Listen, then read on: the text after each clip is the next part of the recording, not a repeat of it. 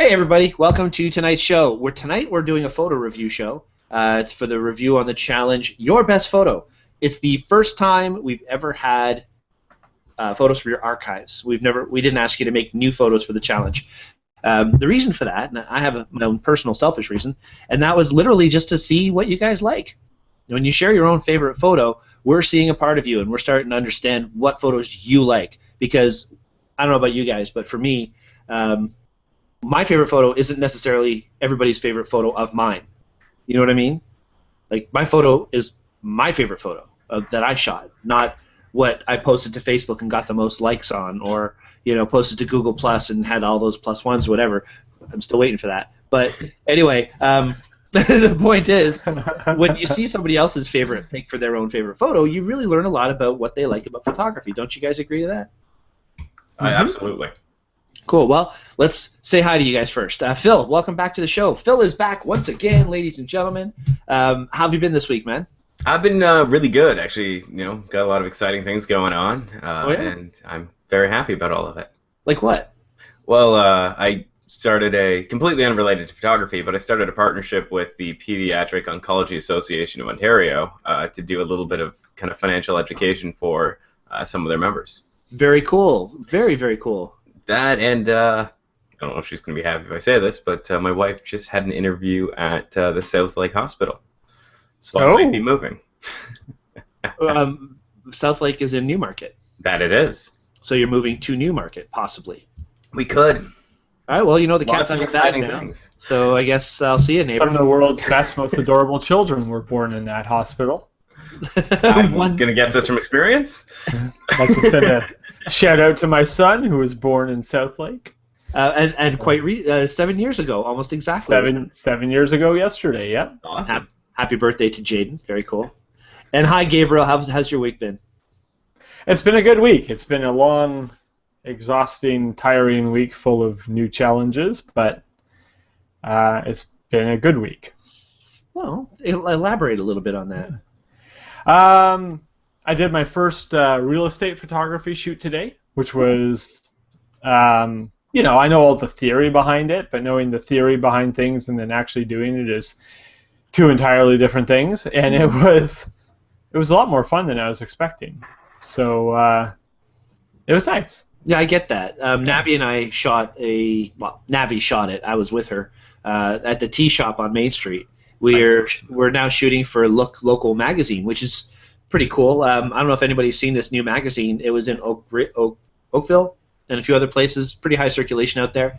And so I've got the contract to do their photography for them now. So awesome. Navi and myself are working pretty much. Well, Navi's going to do all the stock photography, and when there's events and so on, I'm going to go do that.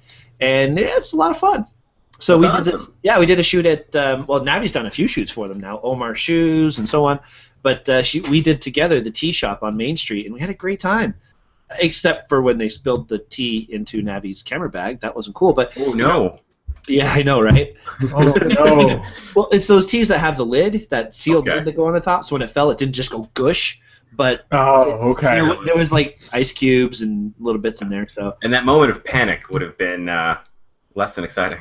Oh my God, yeah. It was, when I finally clued into what was happening, I was like, whoa, and I'm standing there trying to grab paper towels already, and Navi's like, to the person, she's like, can you get me some paper towels?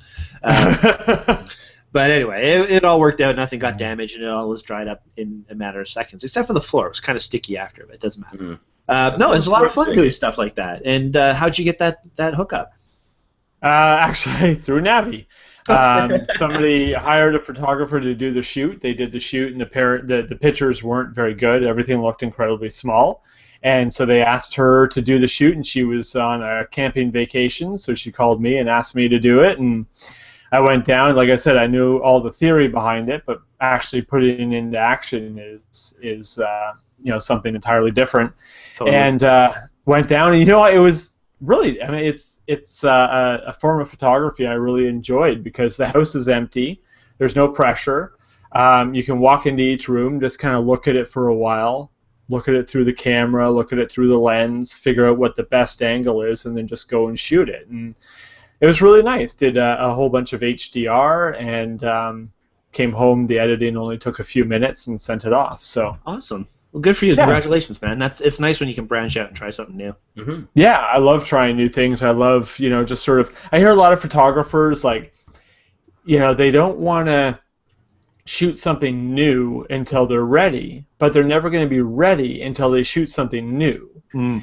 And so I always remind them, like with the jewelry photography, I asked my wife to borrow her engagement ring. And I took, a few pictures of that. I had never done jewelry photography in my life, but I knew the basic fundamentals of photography, aperture, ISO, shutter speed, lighting, stuff like that. So I got into the studio. I looked at how I thought it should be shot. I lined it up, took the picture, and they hired me. Mm. So if you know the basic fundamentals, because everything with photography, no matter what it is just capturing the light. And with real estate photography, it's about getting the angles and making small rooms look big and stuff like that. But if you know the basics, you can do it no matter what the situation is. Making small rooms look big. It's interesting you say that, and I'll elaborate on that later on in the show. But on another point that you made, trying something new and look at the lines and so on. I don't know. Oh, you guys know. We've talked about it. But yesterday was the second Don Komarechka macro session. And guys, okay, first of all, there's another one on September 1st. If you have the day off, if it's possible for you to take this course, the Don Komarechka macro session that we're doing, I'm calling it our master series.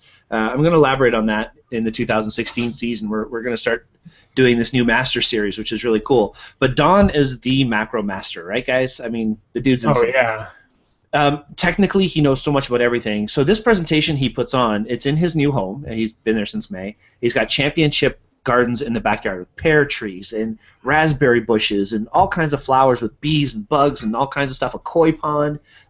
This tree that emits this red sap, I don't know what tree it is, but it's really cool.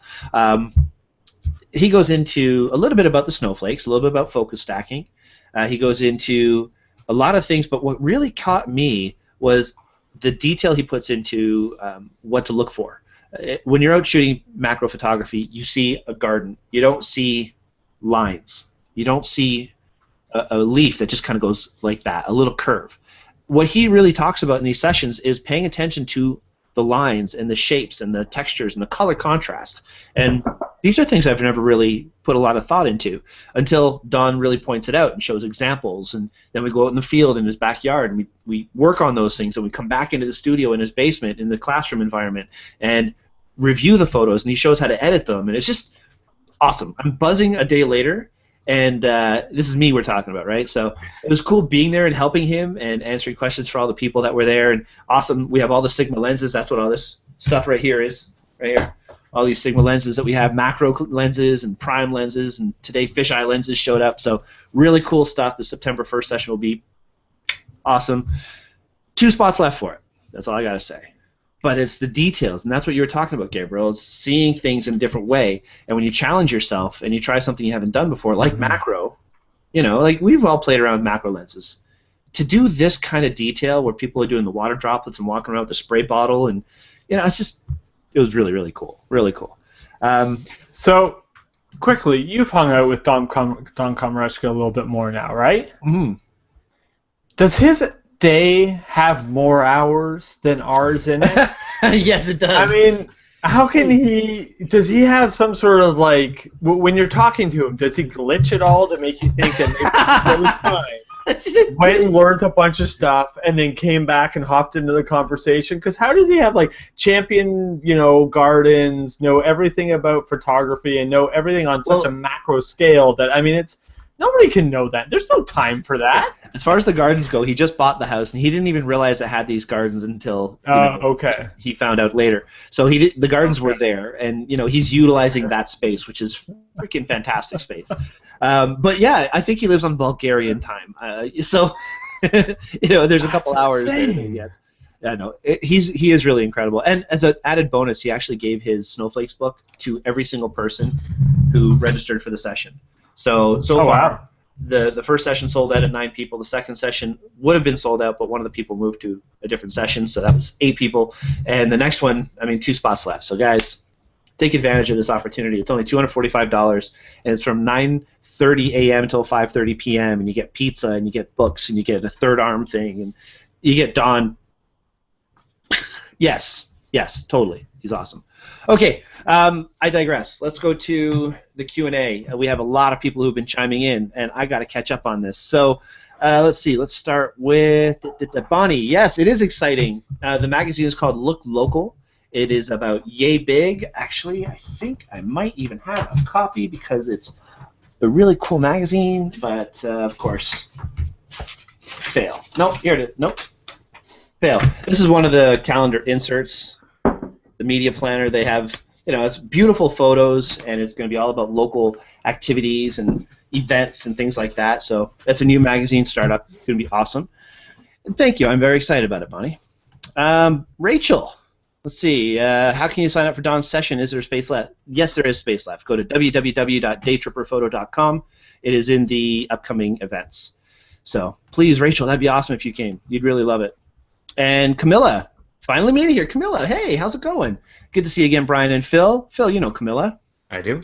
Yes, used to be with Henry's, School of Imaging. Mm-hmm. She's doing her own sessions now. Her adventure sessions are looking amazing. She's going to Iceland. This is who's going to Iceland. Yeah. So if anybody's looking to go to Iceland, knock on Camilla's door. Not literally, because that would just be awkward for her. Joe, hey, Joe LeDuc, saw Joe at it was Darren, actually, for the Newmarket Camera Club, did his light painting session. Very cool. Yeah, the pixel stick is not light pixel stick it's called, and you can draw a photo with this thing just walking, doing a long exposure. It was a lot of fun. You did that. Joe donated his face to the evening, which is really cool. He literally just would walk, and we'd see this bar lighting stuff up, and then we look at our photo, and there's Joe's face sitting there. It was pretty cool, actually. Mark Flinders, hey Mark, how's it going? He says hi to the three of us. And has the official DonCom 29-hour clock. Yes, he does have the 29-hour clock. Actually, Mark was one of the folks that was on one of his sessions, and so was Byron. Hi, everybody. The macro session was fantastic. It was. Both of them were, and they're getting better each time. And Andrew, thank you for watching. Awesome. Good. Everybody, lots of people watching tonight. This is so cool. I think the second spot's just been taken. Phil, I think, has taken it.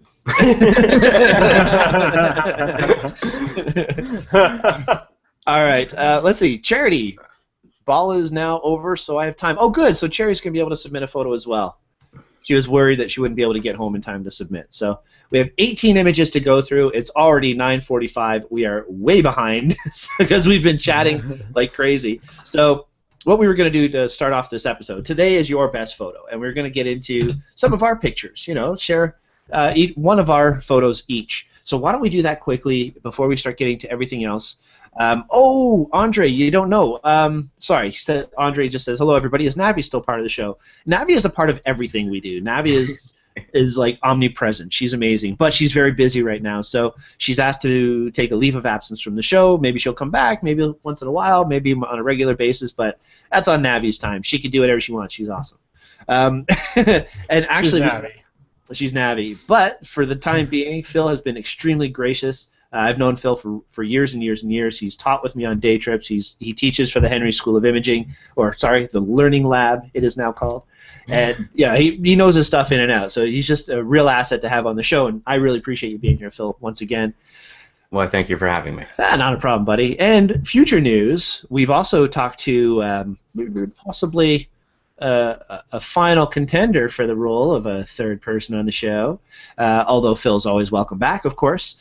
But a former young lady that we've had on the show in the past who is busy right now taking care of things like marriage. And big things to take care of.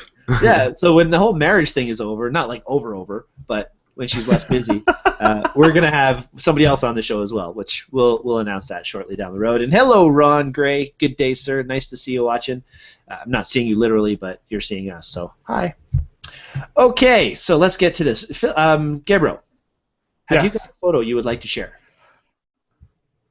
You see, I'm going through my photos right now. I'm about halfway through, trying to find my favorite picture. So why don't you? You want me to go? Throw it to yourself first. Or Phil, are you there, Phil? Phil is on mute if he is there. So I'll throw to me first. Do you have one ready? I do. I'm like that. It's so hard. It's like. So here is. Oh, I can see that. Yeah. Yeah, this is one of my favorite shots that I shot, and it's actually quite recent. This is taken at the Orangeville Rodeo. Love the photo. I think it turned out really well. I could do a little bit different with my editing. In fact, I've had a critique with Don, who is my master in the Arcanum, and he gave me some tips on revising this image. I just haven't had a chance to do it yet, and when I do, it'll be epic. But until then, here it is. There's my shot. So yeah, that's a great. I mean, that's a National Geographic-esque image. Wow, well, that's very nice of you to say. No, I mean it's wide angle, right? You can tell that because of the distortion, and probably no. I'm thinking I can click on info, but I'm guessing that's a wide angle lens, right? Yes, it is. But you're up close and in the action, so to get that close with a wide angle lens, you have to be close. Mm-hmm. And you're that's got to be almost danger close there, and so you're right up in the action. You got great dust kick up, great movement from the cowboys.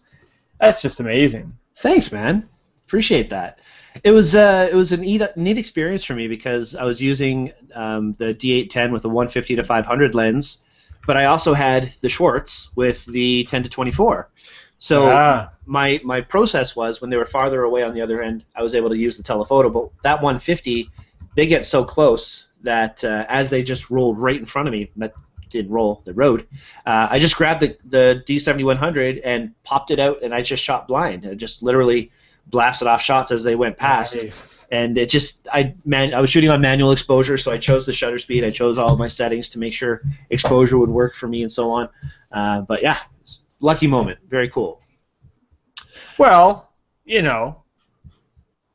I find the more I practice, the more luck I have. Well, they do say luck favors the prepared. Right. Exactly. You can say lucky moment, but you had 2 cameras and you had a variety of lenses and you have enough experience with shooting that you know the general angle, and I don't think anybody could have gotten that lucky shot. But what's funny is when I get a critique, okay, so this is a photo review show, which we will eventually get to, I swear.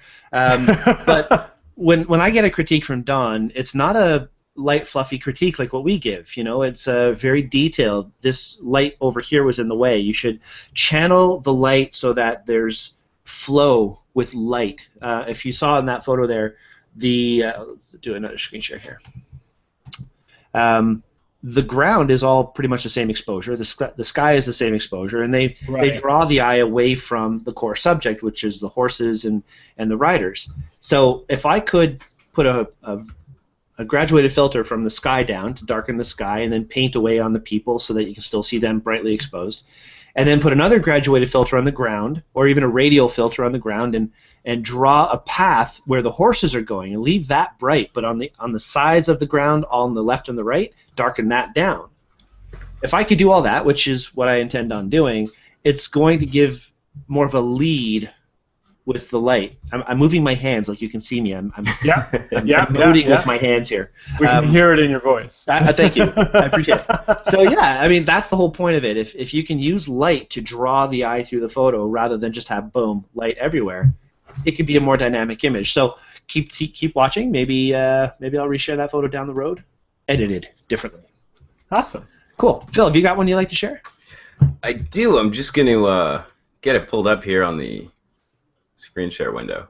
And yeah, Charity just says she's found it hard to pick just one, and that's okay. So hard. Everybody has this issue trying to find just that one shot. But what I was really hoping for was, you think of what your favorite photo is, and in my head right away I think that photo, or I think of the witch's attic, or I think of certain photos that meant a lot to me to take that got well received as well. So yeah. Want to sit there, Philo? So can you see this? It's black at the moment. Probably the viewers can see it. Perfect. There you go. Oh, okay. There you go. Oh, nice. So this is my, I would say probably one of my favorite picks. It's not, I would say, the best picture I've taken. It looks great. However, when you look at it a little bit closer, you realize that instead of focusing on the eyes, or at least the eye, I focused on the nose, which I will use, the pointing finger self-defense and blame it on the lens I was using, because it's always a lens problem. But other than that, I don't know why. I like this picture. It's got a little bit of a story behind it. It's not a normal shape. It's pretty much square, but I don't know why. It's just when I took this picture and after I kind of went through everything and edited it, it was kind of one of the ones that kind of stuck with me. Well, I can understand why. I totally can understand why. First of all, the eyes are very sharp. If I'm looking at it on my screen right now, the eyes do look sharp. I mean, yeah, maybe the nose has more sharpness, but the eyes are still sharp, and it's an acceptable amount of sharpness. You know what I mean? The green color, the reds are very bold. There's nice contrast colors, and even a little bit of purple on his arms, right? If you look to the right of it, though, the entire side of the right is purpley. And that's a very complementary color to the green. So you have greens, you have purples, and it's well balanced. You have lines that give it strength. It's a nice close crop, and I agree with you. It does tell a story. The bokeh in the background isn't distracting. I understand why you like it, and plus the simple fact that you were in Costa Rica. Yes. On an awesome photography class trip, which is pretty cool. So I'm sure it has a different emotional attachment to you as well. And I also remember on this trip you were pretty close to a viper at one point, I believe. Yes, I don't know if I have that picture. Trying to stick your lens in a viper's face.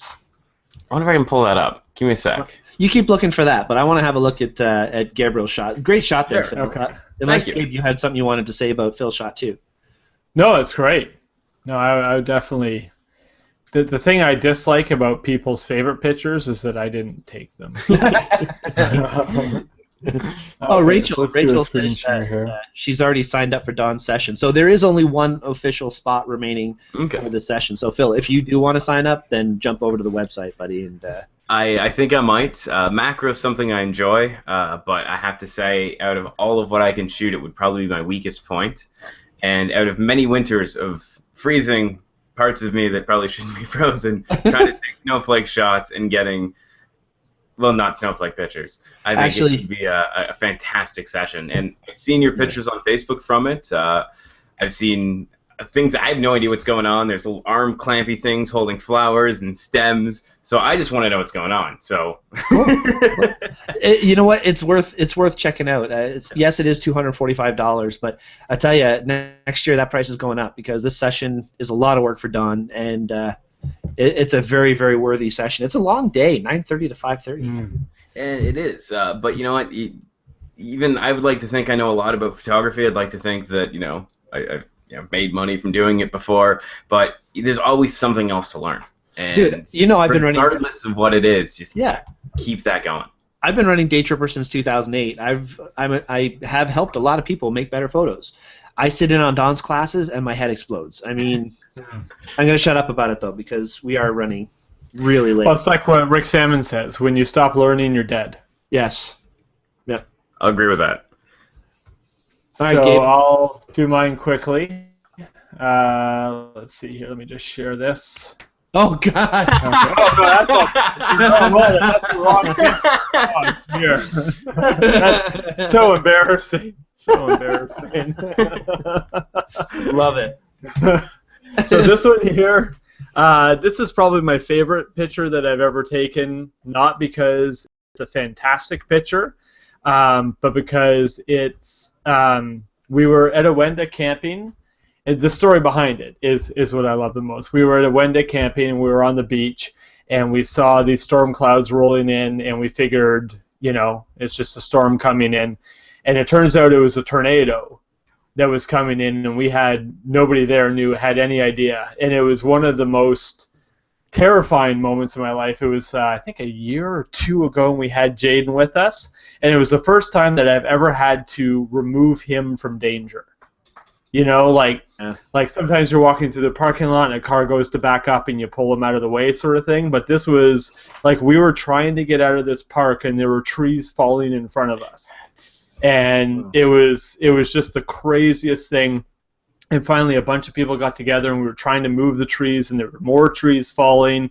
And I left Trish and Jaden in the car and you're like wondering if a tree's going to fall in the car. And like it was just, but through all that, I picked up my camera and I took some pictures, right? So it always, I always hear about, like there was that one story about the guy who was in the plane that was crashing and he figured, all right, there's nothing else I can do. I'm going to take pictures of this experience. And I always wondered if I'd have the presence of mind to grab my camera during something like that and really capture the moment of it. And, you know, it's not all in focus and it's not the right shutter speed and you can see motion blur and stuff like that, but that kind of captures the chaos of the moment. That's the story of it all. Yeah. Yeah, exactly. And that whole trip, the entire trip, I shot in black and white. Everything that I did, so this was in black and white, and I think it kind of adds a good mood to it. So this was, you know, the picture that answered a question of mine photographically, but also captured a moment, a big moment in our life. Mm-hmm.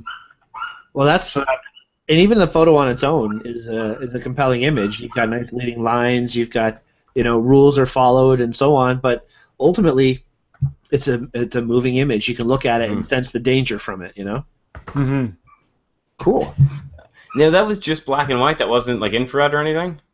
No, it was just black and white, but it was just the contrast from the storm rolling in. Like, we were literally, I had Jaden in my arms, and we were running down the path to the car, and the wind was coming up behind us so fast it was blowing all the leaves and all the sand past us. And there were, you know, branches that big falling from the trees all around us and stuff, and it damaged our cars and stuff like that. I mean, it was pretty hairy. So, wow. And you live to tell the tale. And lived to tell the tale, but yeah, and took pictures throughout. So that's cool. Michelle's wondering if she hears barking. Yeah, sorry. I think they saw something outside. They, you, yeah, and do you have friends over? Like I do. I have my little 14-week-old puppy and my 3-year-old. Well, almost 3. And one of them left me a present in the hallway that I had to clean up earlier. Oh, Puddin'. No, Poopy. Not Puddin', Poopy. It's puppy pudding. Yeah. Okay, guys. All right. Let's get to the actual show here. Thank you, everybody, for indulging us in this past couple of minutes here.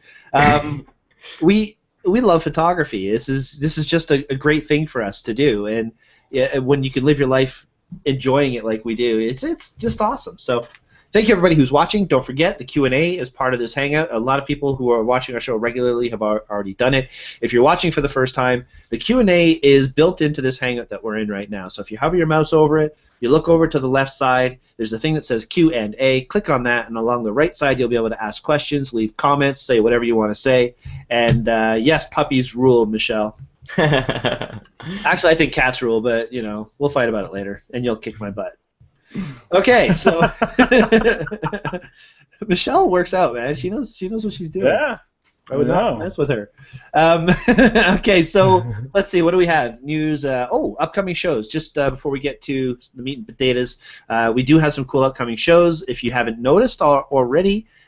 We have a really cool photo expo coming up in September, so we're going to have some of the guests or some of the speakers from the photo expo on our show as guests, which will be a lot of fun.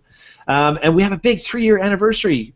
Gabriel, 3 years coming up. September 16th, it'll be our 3-year anniversary. Aww. Can you believe it? 3 years, dude. I'm having fun doing it. Like, I used to get so excited when I'd say, "Oh, this is show number 20! Yeah!" So now we're up to show 138. That's pretty awesome. And yeah, people seem to be enjoying it, so let's keep on going. So if you like what we're doing, please click like, subscribe, and share this show with your friends. You can watch it on YouTube when this is all done being live. Click like, do all that kind of cool stuff. And if you want to get in on this action, if you want to submit photos for the photo challenge, if you want to know more about what we're doing day in and day out, maybe sign up for the macro photography class, which is actually too late because I think Phil just signed up. I did. So sorry guys, the session sold out, so that's awesome. But if you want to find out about these things, join the Daytripper Photo community. That's all. What were you going to say, Gabriel? I was going to say, if anybody has watched the last week tonight bit on televangelism, if you tell 5 of your friends about this show, you will be rewarded with riches beyond your wildest dreams. Daytripper Photo is not responsible for you not making any money. Surprisingly, I can say all these things legally. Yes. And also, if you haven't seen that, look it up. It's well worth the 20 minutes. It's 20 minutes? It's too long. Yeah. Some great pieces. What's that? He's got some great pieces. Oh, you watched it? Yeah. Yeah. Well, all right. Well, Phil's watching it. You got to say it again. What is it you're talking about? Oh my gosh, really? So Yes. if I'm watching it, just ignore it. You heard me. You heard me. Cut me deep, man. You cut me deep. After this show, because you're enthralled by this right now, do a search on YouTube for Last Week Tonight Televangelism, or just Last Week Last Week Tonight, and it's the last episode. It's a 20-minute bit about televangelism, and it will blow your mind. Okay, so it's well worth the watch. And if you don't remember that, then play the show back, watch it again, and then go watch that. Don't forget to like and share with your friends. Awesome, cool. All right, and just want to thank LensPen one more time. I mean, you guys have been so awesome for us in our show. During this macro session, a lot of the folks had their LensPens out cleaning the viewfinder in the back. You always forget about cleaning out the viewfinder. I mean, this right here, this gets very dirty. So the LensPens, they make these little guys, and you can put them right in there and do some cleaning. So remember, the LensPen's awesome, and the winner of the photo challenge this week is going to go home or come and see me and then go home with this LensPen package. You get the Sidekick, you get the LensPen, and the Sidekick's awesome. I've been using it to clean my computer screen all day. So very cool little stuff, and thank you so much, LensPen, for being a sponsor of the show. Rachel says we're hilarious tonight. What's that different than any other night? I don't know. Maybe we're all just extra happy tonight. Have you been drinking tonight, Gabriel? Flute effect. You have the little double ones. Maybe. All right, a so little. that's all right. You're allowed. You're allowed. As long as you're wearing pants. I'm wearing shorts. Okay, good enough. Charity says she has one photo, but man, I can't find my all-time favorite. Oh, can't find my all-time favorite. Read English, Brian. I'm not drinking. I'm drinking water, I swear. Okay, well, if you can't find your all-time favorite, then just describe it really well. Just no? Well, that, you might not be able to find your all-time favorite, because at least I find that once I get a favorite picture, I shoot something else and I like it more. So it always seems to evolve. That's a good point. True. So who's going to do the screen share? Who's fighting for it? Oh, I'll let you do it.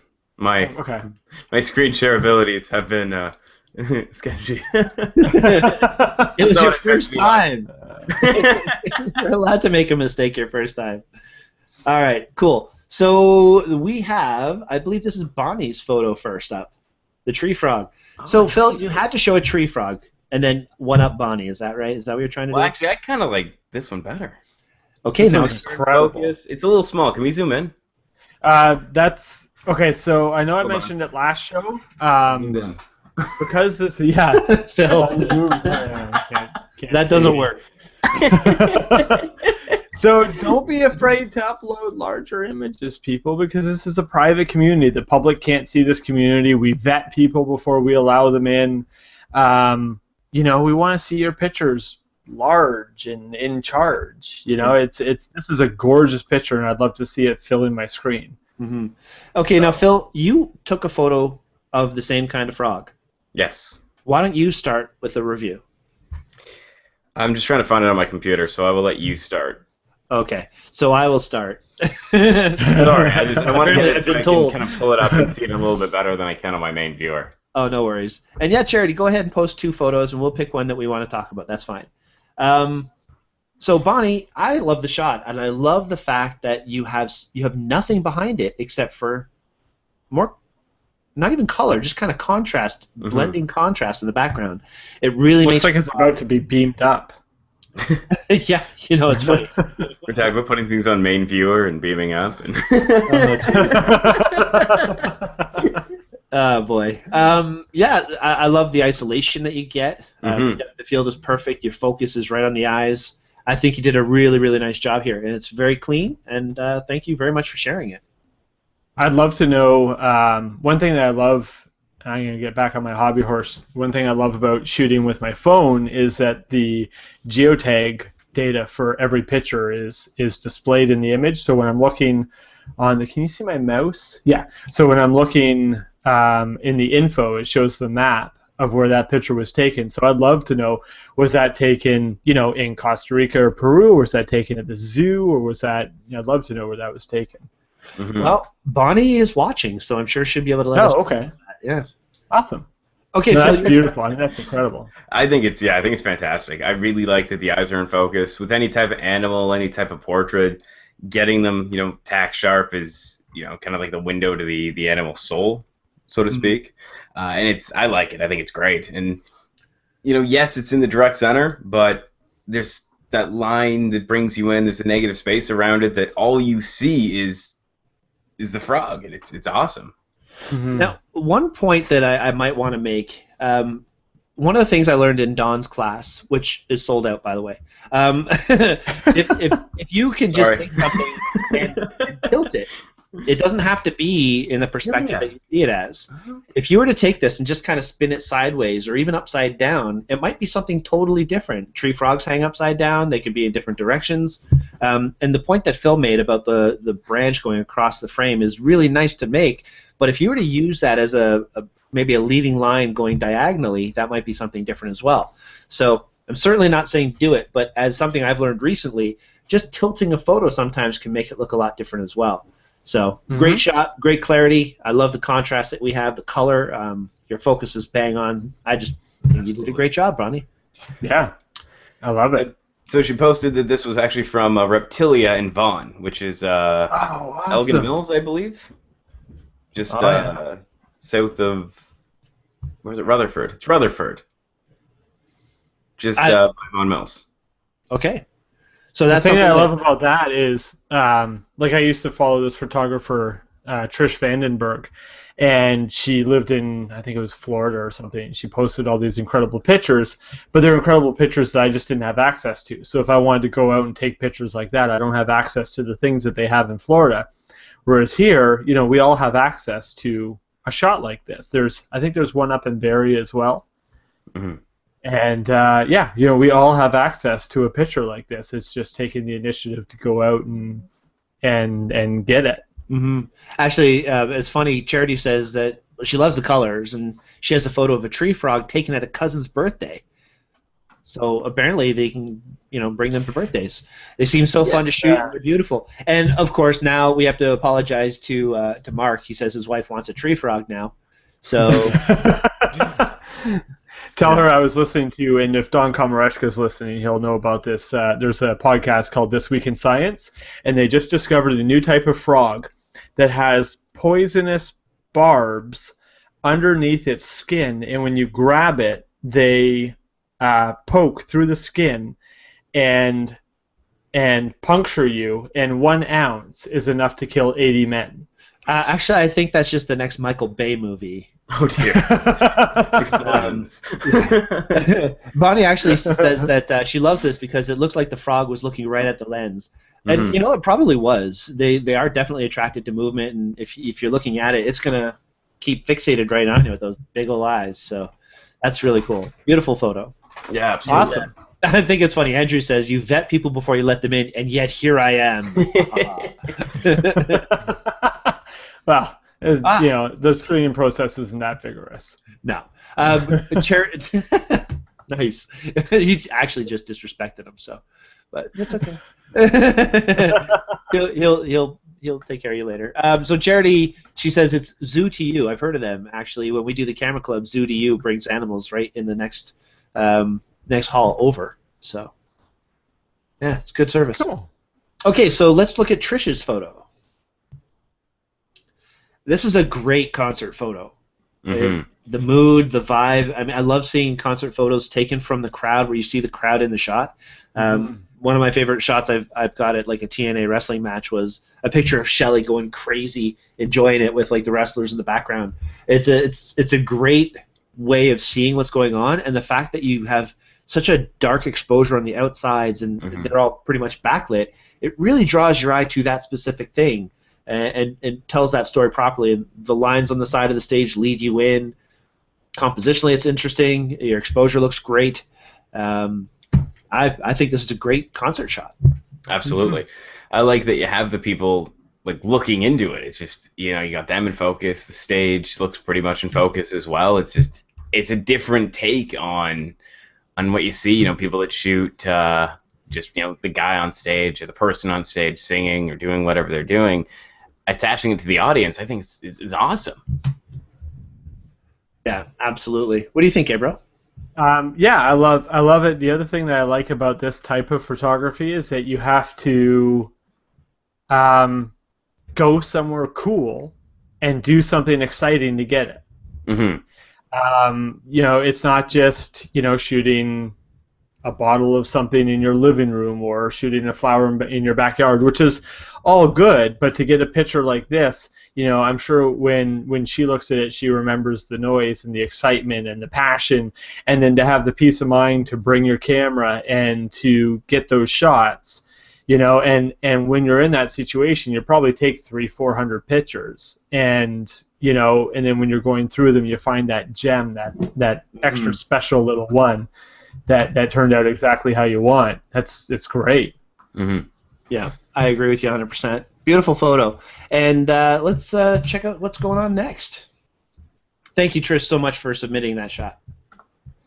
And for being brave enough to bring your camera to Boots and Hearts. Well, it's not boots to asses. I don't think you have to worry about It's a massive country music festival. Oh, is it? That's up north, right? Yeah, it was in Barrie this year. It used to be out my way. And it was just a few weeks ago. Yeah. So it was held on the property of a wedding that I shot almost a year ago. They had just bought that property for a maple syrup farm. We shot the wedding on their property, and 3 weeks later, somebody gave them an offer on the property that right when they came back from their honeymoon, and they sold it, and that's where Boots and Hearts was held this year. Nice. Yeah, it's kind of neat. Okay, so Glenn Hubbard's. Okay, so this was actually a photo for Black and White Portrait, but he posted it just after we finished the show. So we didn't get to talk about it too much last time. And I did want to say just quickly, we can't spend too much time on it because obviously that was last week's show. But ProMark, their drumsticks, and of course I see ProMark and I get excited. So I loved it. I thought it was very cool. And thanks for submitting, but it is a little late, and we are very late on our show. We've only got 15 minutes left technically. So let's move along. Never heard you play drums. No, you haven't, because since I've been married, I haven't played. Moving right along. Robert, all right, the winner of last week's challenge. Wrong side of fact. Actually, it's not necessarily true. There was, Mike Cuthbertson, Stephanie. Remember Steph? Yeah. Yeah, called your boy douche Lapousmere. Yeah. Okay, I forgot about that part. That's it was the best. First days at Henry's. It was the best nickname ever, except for Sir Boner Torch, but that was somebody else. So her boyfriend plays music, and he invited me to a jam session, and I learned all of his music, and I went and played, and all the people from work came and watched. It was fun. I missed that. Cool. Yeah, it was a while ago. It sounds like it would have been awesome, though. Oh, it was fun. It was fun, and ProMarks make good sticks. But anyway, let's move along. Robert's photo. This is obviously something from Italy. Robert did a trip across Europe. This may not be Italy, but it's Europe. Phil, why don't you start talking about this one first? Give me your 2 cents on this. Because I'm Italian? But no, now that you mentioned it, yeah. Sure. I like this. I like the fact, we decided to shift it over to the sepia side to get, a different feel. Last week we were looking at a bunch of black and white pictures, which I think all were fantastic. Moving this to the sepia side, I think, gives that kind of more old world feel to it. If it was Italy or if it was Venice, I kind of like you have the kind of pattern of the boats traveling kind of through the frame, as well as you get a little bit of their reflection in the water. It's nice. Very nice. Do you know where the sepia originally came from? I do not. The ink from a cuttlefish. Interesting. Yeah, that's how they came up with the color. Cuttlefish ink. And so you used to mix that with the stop or the fix? Yeah, I have no idea, but it came from cuttlefish ink, so. Okay. That's my useless trivia. Okay, Gabe, what do you think? Personally, I'm not a huge fan of sepia. So, that's why I always say, if you agree with our critique, you're right. If you disagree with our critique, you're right. I wouldn't, I love picture. I love, the symmetry. Again, I like the reflections. I like all the sort of parking spot posts kind of lined up all around, scattered around and stuff. It's a great picture. It's got a great feel to it. I just personally don't like the sepia. So if I were looking at this, in a sort of a group of photos, I probably would have scanned past it. But that's just me. Some people look at it and they love the agelessness of it. Yeah. See, I know Robert well. Robert and I, we hang out. We're buds. So Robert's awesome. Robert is super cool. He's gonna take this with a grain of salt. And Robert is also in the Arcanum, so he knows about how to take a critique. So, my critiques won't make you cry. No, but I might. So, here's the thing, Robert. First of all, it's very busy. There's a lot going on here. Now, what I mean by that isn't there's a lot of boats. I mean, there's boats, yes, and the lines in the back, I agree, they're excellent. Sepia tone, that's personal choice. I'm kind of on the Gabriel camp on sepia. I find it's not giving me enough information in the darker areas. And also, if you can crop the right side away and a little bit of the bottom, because you can see the ground in the bottom right corner, that to me is a little bit distracting. So there's a few things in the shot. Now, I've seen a lot of photos of yours, Robert, that are potentially better photos, but what this is telling me is that this is bringing you back to the moment where you were on your vacation, and this is bringing you back to a really happy time. And when I said earlier in the show that I believe that the reason I asked you to do these photos, show us your best photo, is to find out more about you, and I could tell right away that you had such a great trip and that all your photos from that trip mean a lot to you. So in that regard, thank you, awesome, great, thank you for sharing it, but I'm kind of not sold that this is your best photo, because I know you well, and I know you've had some other photos, like the wedding photo from the wedding session that we did. Remember that, Gabriel? Yes. Yeah, absolutely. Robert's photo was my favorite photo of the entire session from anybody's I've seen. Sorry, I was distracted. Squirrel. If I can jump in as well, I hit the wrong button on my computer, and I magnified the image, and just to go off your idea of cropping the bottom off, even if you just hit the plus button in the top, it gets rid of a little bit of that bottom, and it concentrates you. Zooming. Yeah, mine's not either. I think Phil has a supercomputer.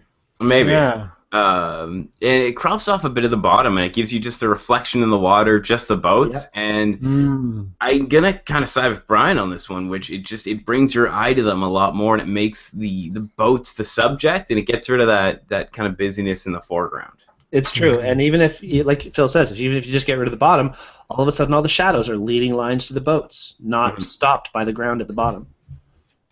Yeah, that's all it really takes. Awesome. Okay, so let's move it along. Sometimes all it takes is 3 people picking your pictures apart. Hey, trust me, if you ever had a critique with Don Komarechka, there's a lot of stuff that could be picked out in any photo, but they're not picked out to say your photos aren't good. They're picked out to say, have you thought of this? Is this something that you had considered? If you do this, does it improve the photo? And sometimes it's not about what you add to a photo, it's what you take away from the photo. It's what doesn't belong there that makes the photo that much better. And to me, the ground doesn't belong in this photo. I will agree that it works as an anchoring point, but it also works not being in the shot. So I can see it kind of both ways. There you go. And that's the beauty of it. I want to take a side note if I can. I'm going to be very quick, I promise.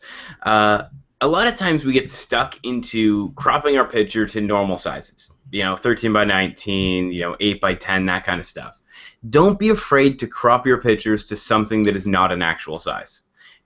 You're going to print it. It's going to cost a bit more to print. It might cost a little bit more to actually frame. But if that means taking you from, the normal rectangle of a 13 by 19 to a odd-shaped rectangle of a, 10 by 19, that extra little bit on the printing side is 100% worth it if it improves the quality of your shot. That's a super good point, man. Back when I started, I was cropping to the size I wanted to print, and now I crop to the shape of the picture I want, and I'll print from that picture. Yeah. And jumping back to that frog from earlier, it's practically a square picture, and I have it hanging up above my stairs, and it's not a normal frame, it's not a normal matte, it's not a normal print, but if I cropped it the way it should have been cropped, there was extra stuff in the shot that I would not have liked. And so it is worth it to crop a little bit oddly if it's going to make your shot the one that you're absolutely looking for. Absolutely true. I actually asked Don about that, and I said, because I was always cropping. I got the advice from Ross, crop to an 8x10. You know, so I always crop to an 8x10. And then all of a sudden I'm talking with Don, and I'm like, do you crop it that way? He goes, no, I just crop it so that the stuff I don't want in the photo is gone. And when he prints it, I mean, he's printing 44-inch by 52-inch prints on a gallery wrap canvas and just wrapping it, so you can make it any size you want because you're just building the frame and wrapping it around it. So depending on what you do, that's a really good point. Thanks for making that, Phil. You're welcome. Cool. All right, let's move along. What's the next photo there, Gabriel? All right, so we're gonna do Heather or Tammy. Let's go with Heather for now. Sounds good to me. All right. Gabe, why don't you start on this one? I love this picture. So if we go back really quickly, this was taken at the Cannington dog sled races. So again, I always say I love what my camera captures. I love even more where my camera takes me, right? Mm-hmm. So I end up going places that I wouldn't normally go just because I have my camera on me and I want to be able to capture those moments. Mm-hmm. This is a beautiful dog photo. You know that these dogs are athletes, you know, and they're a special breed of dog that just love to run. She's got the eye. It's a nice big photo, so I can zoom in a little bit. She's got the eye perfectly in focus. Great detail in the fur. If we go to the data here, it's f6.3, 0.02 of a second at 119 millimeters. So she's shooting a 70 to 300. She's zoomed in a little bit, and that's making a nice depth of field. So the dog that's in the background is blurred out. So it's not, you know, the human eye is automatically attracted to the brightest object in the image, and right now that's the center of focus. The dog that she's focusing on is gaining all the attention. And then as your eyes wander around, and you see the dog in the background. Mm-hmm. Yeah, I love it. Cool. What do you think, Phil? I gotta agree. I quite like it. I like I don't know if it was a reflection. I don't know if you fired your... didn't fire your flash, but you have a little bit of what looks like a glimmer of light in the dog's eye, and I think that it brings an extra level of life to this picture. Mm-hmm. Absolutely. Catch light in the eye is key. And yeah, whether that was the sun or whether that's a flash or whatever, it certainly does add a lot to the emotion of the photo, for sure. Mm-hmm. It says flash not used, so I'm going to go with some sort of either off-camera flash or natural light catching. Could have just been the sun in the background. Yeah. Gabriel, you touched on a really good point about the brightness, and this is something that I'm really keyed in on these days, again, because all these critiques I'm doing. A graduated filter on the left corner, just drag it to the dog's nose that you see in the front, or just darken that just a little bit. Mm-hmm. Just a little bit. It doesn't need a lot, and it doesn't even need it, but if you wanted to just try that out, Heather, maybe just a graduated filter on the dog in the background, darken that up just a little bit, and you'll notice that the foreground, the face of the other dog would just pop a little bit more. Or even a radial filter in Lightroom. Put a radial filter over the dog's face and darken all the back of it. Just something to think about. And again, in Lightroom they call it... radial filter. Yeah, that's right. I thought they called it something else.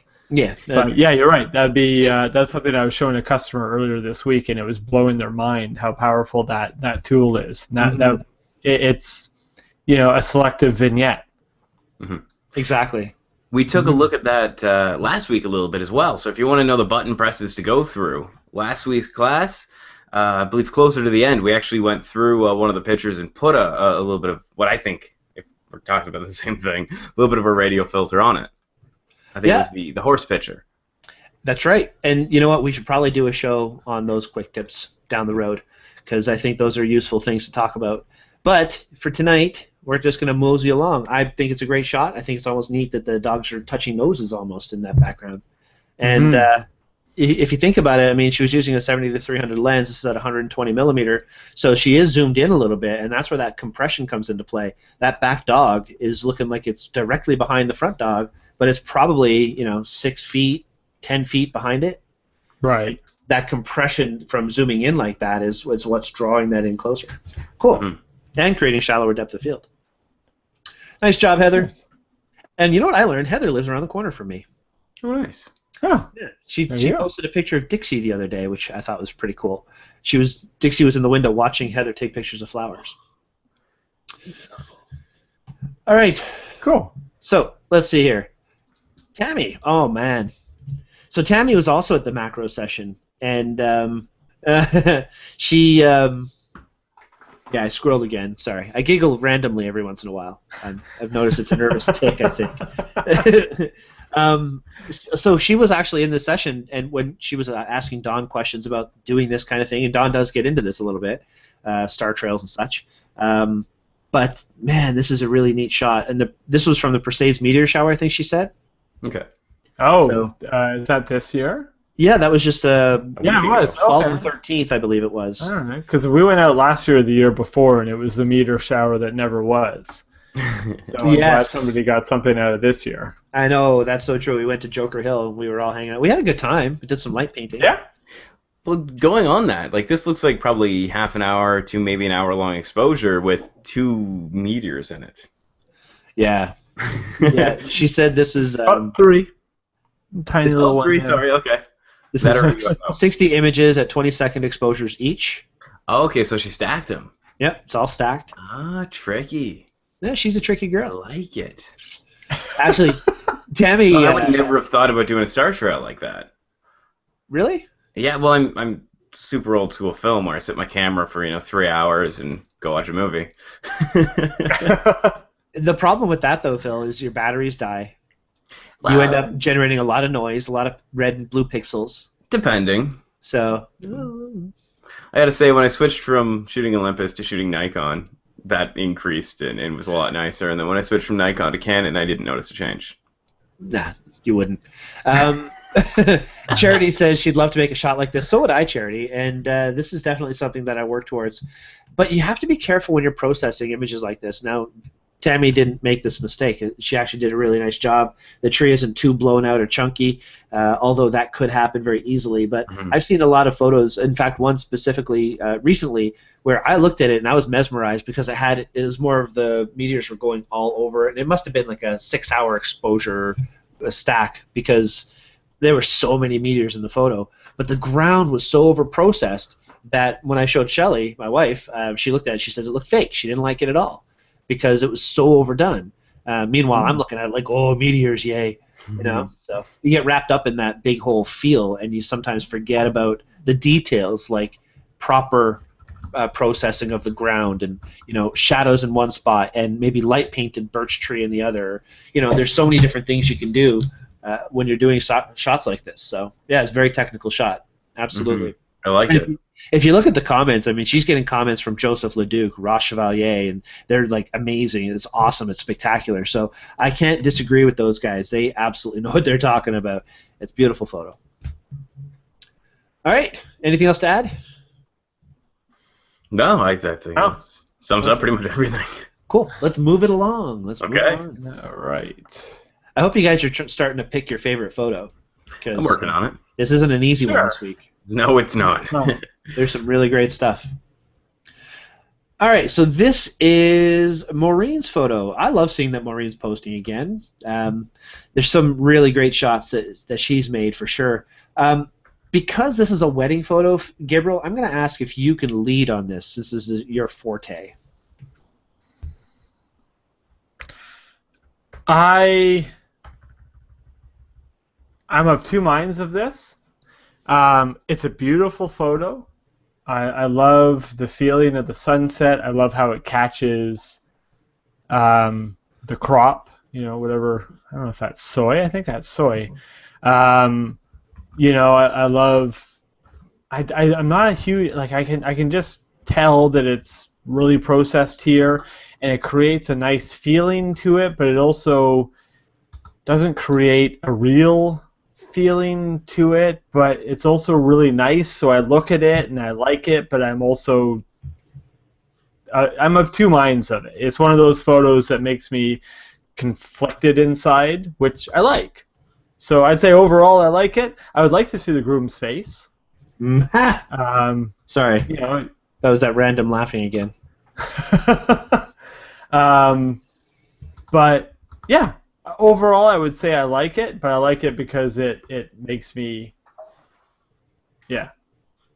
That makes no sense at all to me. It makes me of two minds. I don't like the processing here, right, in there, but even though I don't like that processing, I still like the image. You know, I like the way when I usually judge a photo not so much by you know, the specs of it, but by how it makes me feel when I first see it. And you know, I love this photo when I first see it, but when I look at it closer, I don't like some of the processing, but I still like the photo. So, you know, the nitpicky side of me doesn't like the processing, but I love the photo overall. What do you think, Phil? I'm pretty much siding, I would say, with Gabriel on most of his comments. Okay. So can I offer an observation? Yes. A big reason why it's not connecting is because if you look in the EXIF, flash was used, but where? I think if the flash was on the face and you had some sort of detail in the face, that would give you a connection to the people. Do you know what I mean? Well, like have the flash off camera. I think she'd be completely gone. Like she would just be a silhouette. That makes sense. So I think it you know, it did add a little bit of light, but maybe not enough light. Yeah, Charity makes a good point. She says the Gabriel likes she likes the message the photo is conveying, but it's just not popping. Is that right, Gabriel? You like the message it's conveying?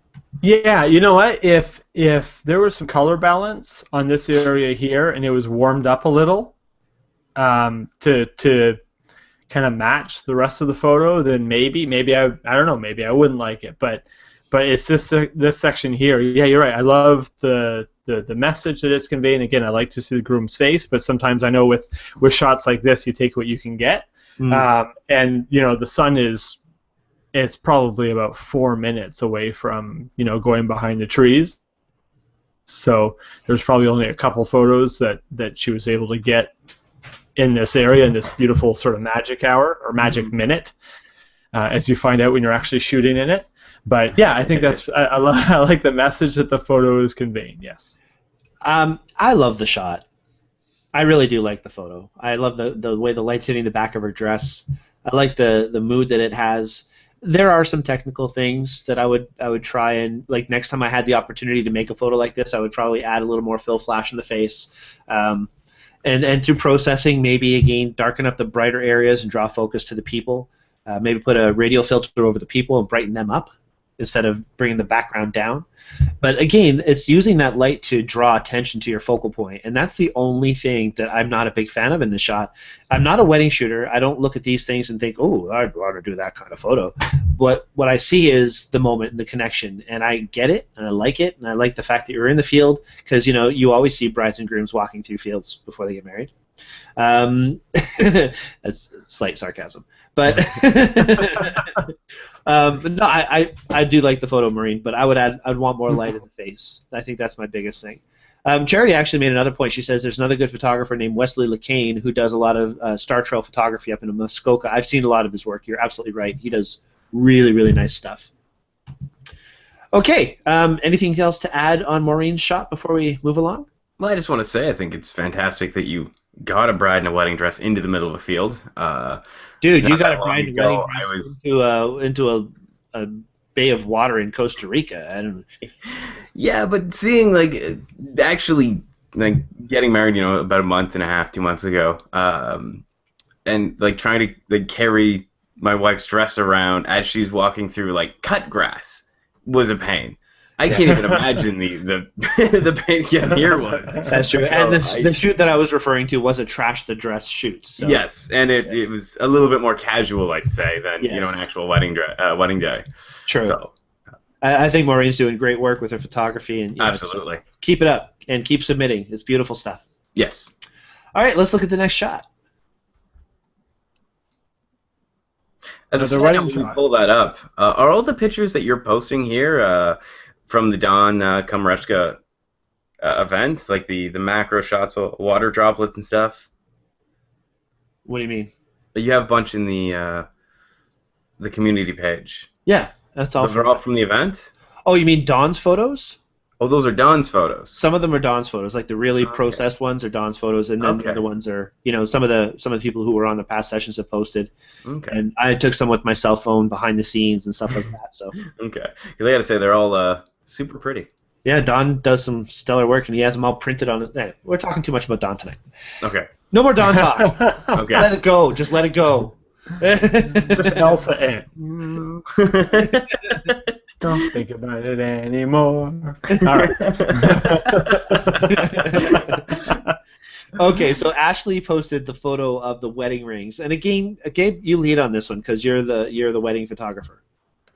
So, okay, I love the photo. I love the fact that it's on a guitar. I've never done that. One of the most difficult things, as the reception's going on, you go up to the bride and groom and you're like, yeah, those things that you just put on you and you said that you'd wear forever and you cried when you put them on and you kissed after.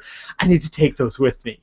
So it's always a little bit stressful taking the wedding rings, and you got to put them in inventive areas, and you're always worried about dropping them. And then I always do the joke like, yeah, I have your wedding rings, and when you pay me in full, you can have them back. And yeah, it's a joke. The joke. Yeah, the joke. Yeah, the joke. I don't know a lot about music or guitars, but I know that this is a Fender, and I'm guessing I've heard of that from Meatloaf, so I'm guessing that's kind of. Oh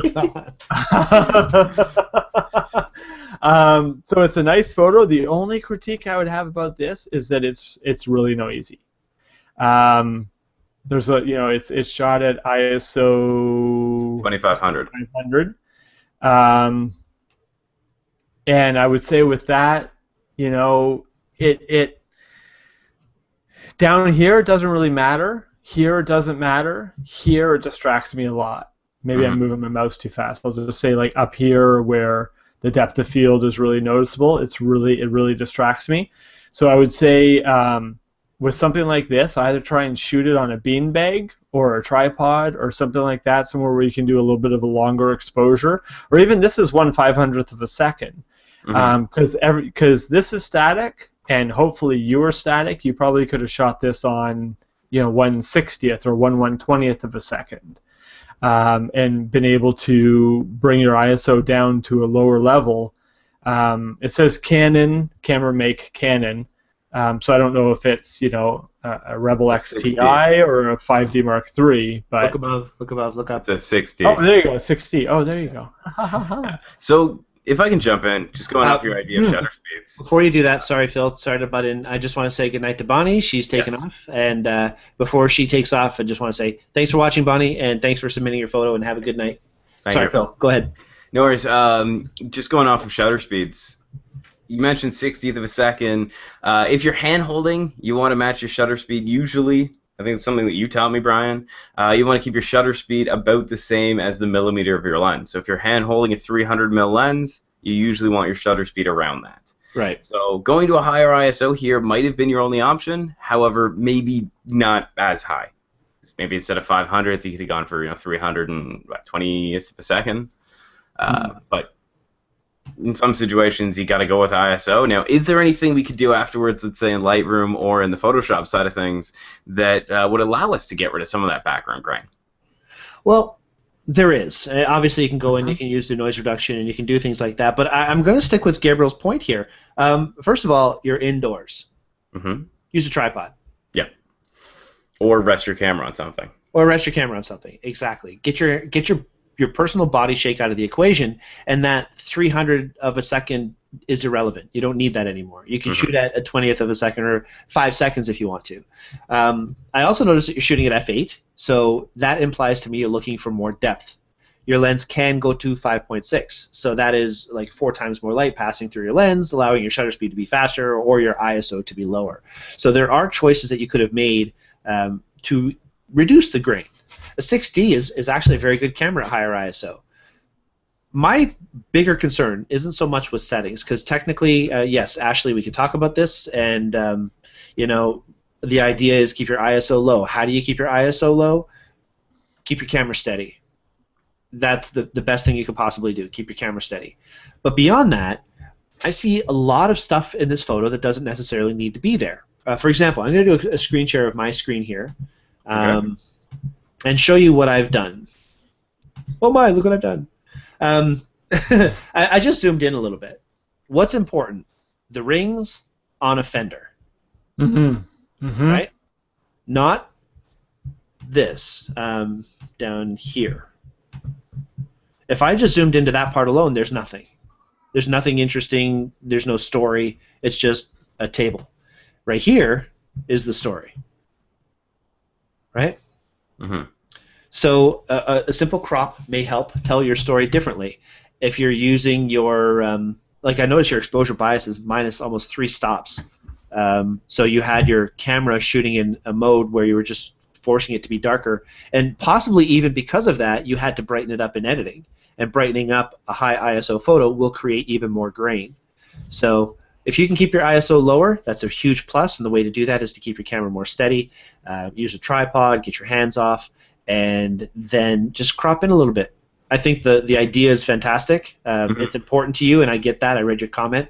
You know, it's on your husband's guitar, I believe you said. So you've got the influence from your musician husband. You've got your wedding rings. It means a lot to you. But if you can tell that story more by bringing it in closer, that could potentially help you quite a bit. What do you guys think of that? I agree. You got a great kind of look for the shot. You had the right idea, and you know, you mentioned you're still kind of learning, still getting everything going. You know, if it's something you can, not that you have to, but something if you can shoot again, you know, give it a shot. See how going and shooting again with a new set of eyes might change your look at it. Actually, no, Gabriel, you just made a really good point. We are running really long today. This, I think, rather than rush through people's photos, because I think they each deserve a proper review, maybe we can split this up into a second show. Yeah, instead of, I feel bad for, you know, a lot of times if we're doing a weekly challenge and we'll just sort of breeze through the last 5 or something like that. But there's some really, I'm just scanning through them now, there's some really good photos here that I'd really like to spend some time on. And, you know, with it already being 15 minutes over, I don't feel that we can really spend the time on them. So, yeah, what do you say we, you know, give people a little bit more time, give them another week with this challenge as well to submit, and then next week we can really, you know, give these photos the time that they deserve. Yeah, we could do that. Oh, I just saw a picture that Mark posted. What was that? There it is. I know that guy. Yeah, we're squirreling or cameling here. I'm not quite sure. Was that the Northwood Zoo session? Where was that? I don't know. Phil, that's Phil, isn't it? Phil the Camel Whisperer. Yeah, the Camel Whisperer. Oh, there you go. Okay, so I think that's what we're going to do. We're going to, you know, give these photos the respect that they deserve, and there's more photos being posted as we speak. Which is great, and I think splitting it up is a good idea, because I've been looking at some of these, especially because every time it gets posted, squirrel. Every picture gets posted, I get it sent straight to my email. Right. And I've seen some pretty great pictures tonight, and I've seen some pretty great pictures throughout the last week, and I'm happy that we can spend a bit more time on each one of them. Yeah, cool. I think each one deserves the same kind of level of interest and a level of looking that we're giving all of them.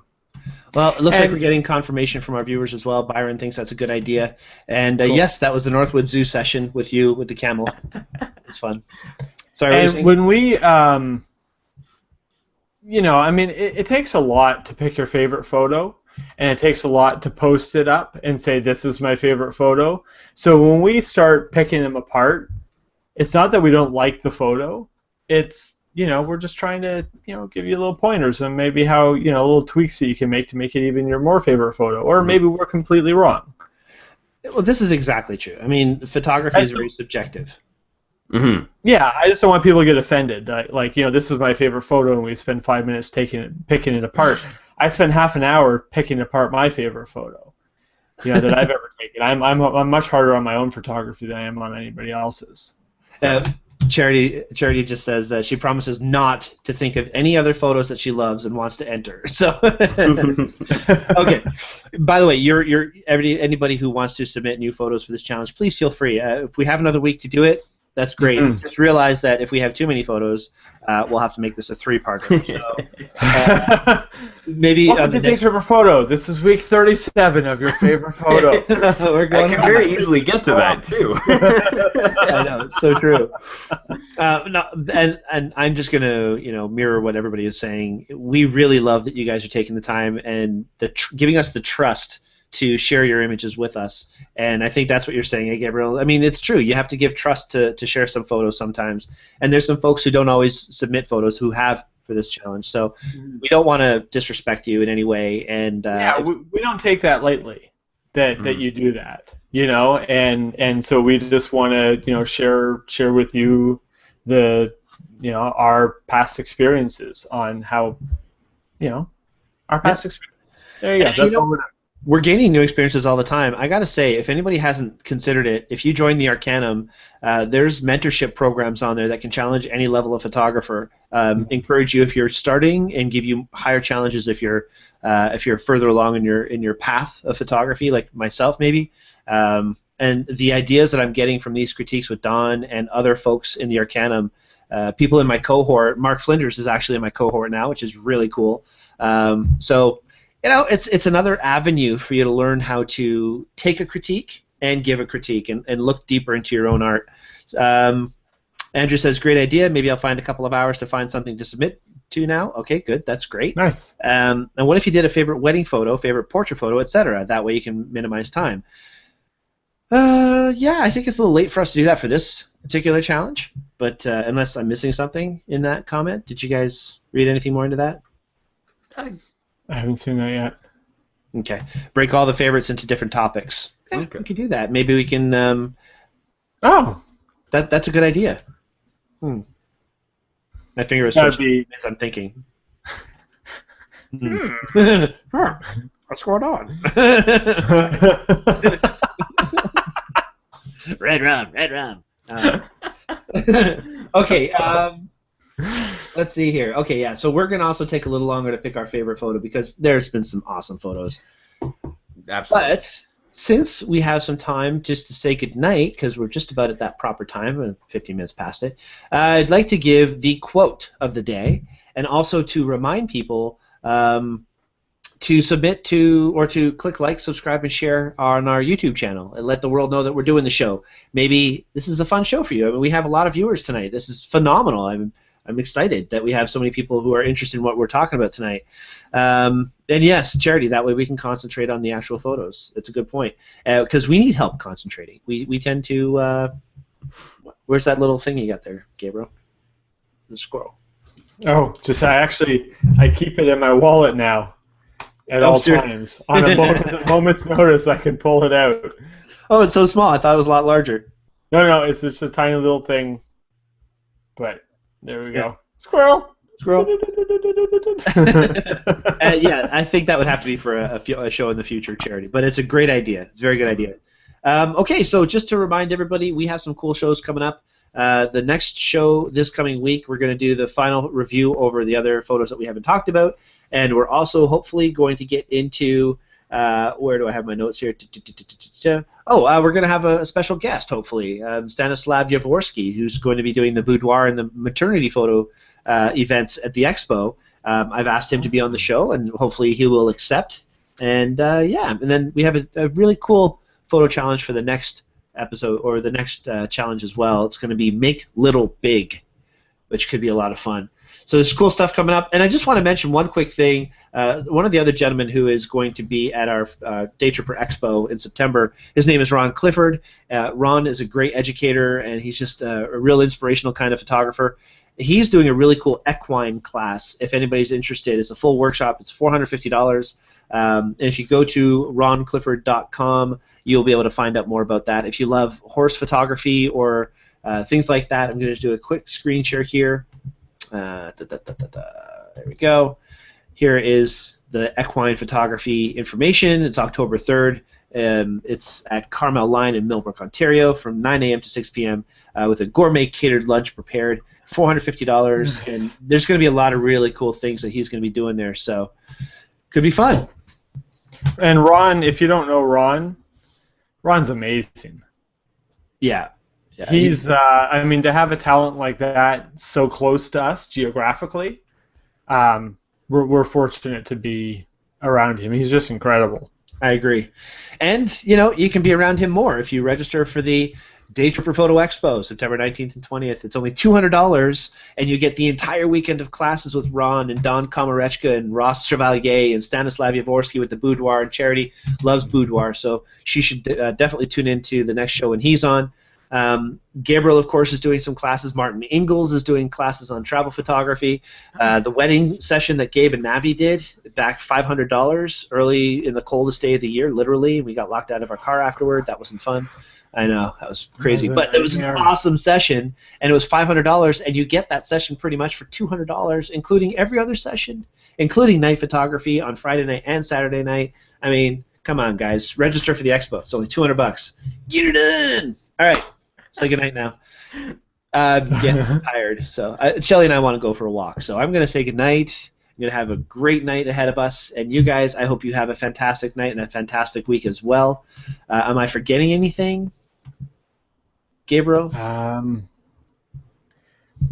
feel like there was something that I was going to say, but I can't remember what it is. So. Well, then, why don't I end the show with a quote from my absolute favorite photographer of all time, and you all know who that is. Michelle, anyone? Bueller? Michelle, what? I'm listening to you. Michelle's saying something in the Q&A. She's saying, anyone? Bueller? Which is my favorite thing to say of all time. But I didn't... I'm waiting for what you wanted to know. Anyway, the favorite quote is... You ready? Where's my drum roll? Okay. That'll do. It's from Ansel Adams, and he says, 12 significant photographs in any 1 year is a good crop. And that's just something to think about. When you're choosing your best photo, we don't all make these amazing photos. And if you can get 12 really, significant images in a single year, that's a really good crop. And I think with digital photography, it's something that we forget. We all think that we should have 5 million good photos. But if I look back over the past year, there might be 4 or 5 that really, if you're going to use Ansel Adams' term, are significant. And to me, that's a good crop. So I'm not Ansel yet. When I grow up, I'm going to be Ansel Adams. All right, guys. Yes, Charity, we're scrolling all the time. This is one of our biggest scrolling shows we've had in months. Okay? And our most entertaining. Oh, just about. Well, we still have a lot of viewers, and we're way past our prime here. So, all right, guys. Yeah, exactly. Thank you, Gabriel, for staying up late and being on the show tonight. I know you probably have to get up in a few hours, probably go see Jaden and say goodnight. Yeah. And Phil? It's amazing. No matter what time the show ends, he still wakes up at the same time. Selfish bastard. He's only 7. You're not allowed to call him that. And Phil, again, thanks for being on the show this week. We'll see you again next week. We'll be Stan on as well. And you know what? You mentioned earlier about your new affiliation with this other company. You're a financial planner. You offer all these great services if anybody needs any help with their personal budgets and other things. Am I right? Yeah. So if anybody needs any help with that stuff, this dude's awesome. Get a hold of him. How can people get a hold of you, Phil? You can send me off an email, pzoratto @canfin.com. Alternatively, if you live in the Newmarket area, Brian has a bunch of my business cards on his shelf. He might not have found them yet. I did. Okay, so you can stop by, grab one off him. It's got my phone number on it. I learned after the first week that this goes straight to YouTube, so I've decided not to give out my phone number anymore. Actually, it's funny. I saw an envelope on my shelf. I thought, ooh, it's thick. There must be money. Oh, those business cards. And I'll do some special things for the Daytripper community. So if when you get in contact with me, let me know that you're part of it, and we can get into that a little bit more. Very cool, very cool. And Gabe, I didn't ask. How can folks get a hold of you? They can get a hold of me at gabriel@bousquetphotography.ca. That's Bousquet, Bousquet, like bouquet, but with an S. Very cool. And of course, that's wedding photography, event photography, and even computer fixing. Real estate photography, apparently. Real estate photography, jewelry photography. We do a lot of corporate headshots.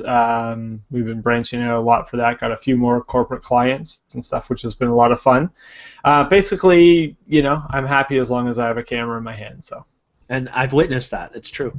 And if you I'm trying to get into fitness photography, so I want to. Yeah, that's an area that I'm really, really interested in. So if anybody has any leads on that, I'd be interested. Very cool. I might know of a few leads. And if anybody needs to hire me for your photography, you can't. You can't afford me. I don't do that stuff. So if you want to come on day trips, then that's awesome. Thank you very much. Check out www.daytripperphoto.com. Thank you all so much for watching us tonight. And hi, Mom. Love you. All right. Take care, everybody. Have yourselves a great night. Good night.